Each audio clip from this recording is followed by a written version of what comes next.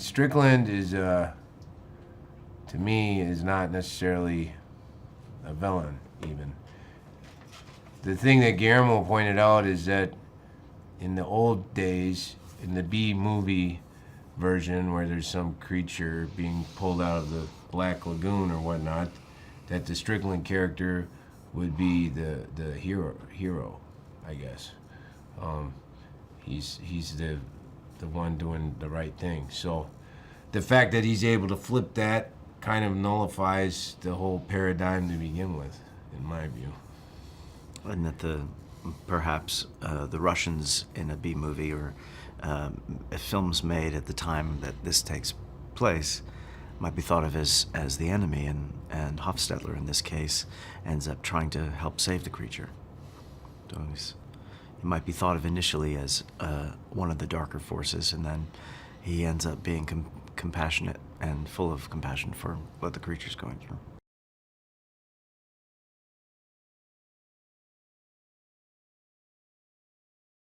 Well, it's a love story between a mute cleaning lady and a man who's might be a fish. He's not a man.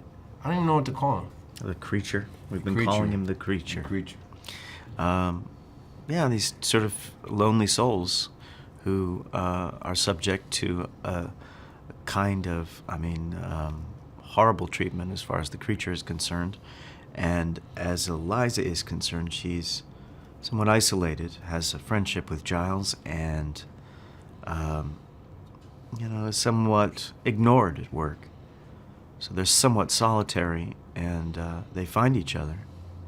Her fascination draws her to this creature, and we get to watch them discover each other and the trepidation and the fear that they go through, and they get to know each other in front of our eyes, and that's pretty extraordinary for people who we would think wouldn't be able to communicate with each other.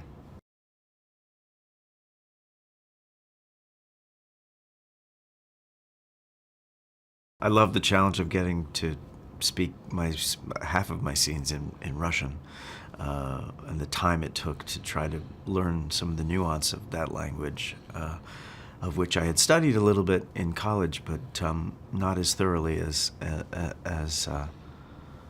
I needed to learn what I needed to learn. Guillermo also asked me to do some drawing and some sketching, which is something I love to do and have done since I was a kid, of the creature.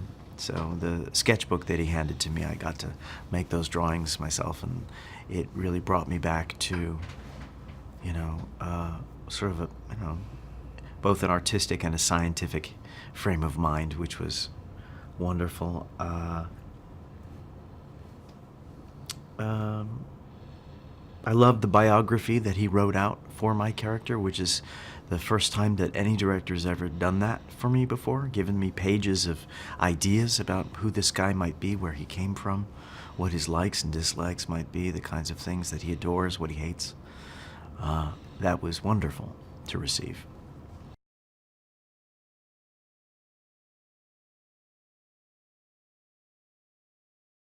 I think people will fall in love with it. I think it's got so much going for it in terms of its variety and style and creativity and artistry.